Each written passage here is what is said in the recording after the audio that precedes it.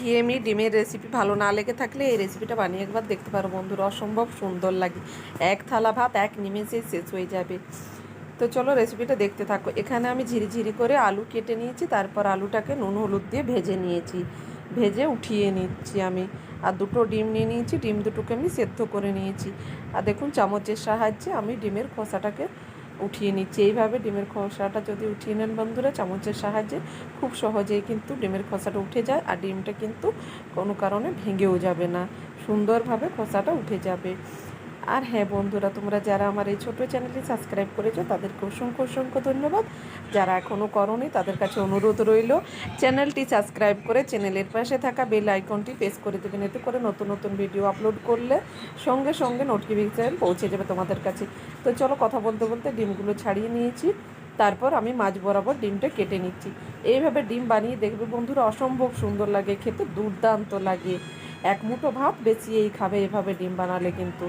আমি ডিমগুলোকে কেটে নিয়েছি দুটোকে, তারপর এক চিমটি হলুদ আর এক চিমটি আটা নিয়ে নিয়েছি একটু কোটিং করার জন্য। এতে করে কিন্তু ডিমটা ভাজার সময় কুসুমটা বেরিয়ে আসবে না, ঝোলের মধ্যে দেওয়ার পরে ফুটে যখন দেবেন আপনারা তখন এটা কুসুমটা বার হবে না।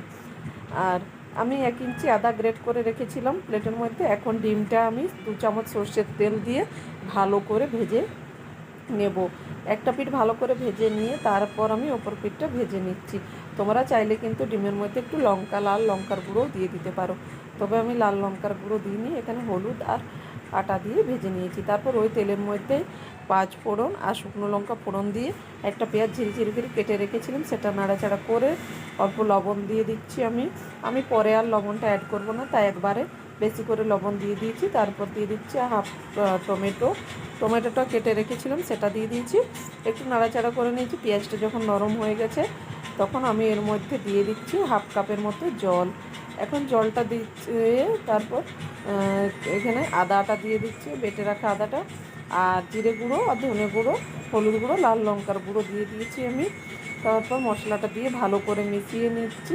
এতে করে মশলাটা পুড়েও যাবে না, মশলাটা সুন্দরভাবে কষানো হয়ে যাবে। মশলাটা ঢেকে আমি কষিয়ে নিয়েছি। তারপর যতক্ষণে তেল ছেড়ে দিয়েছে, এখন আমি মশলার মধ্যে ভেজে রাখা আলুটা দিয়ে দিচ্ছি।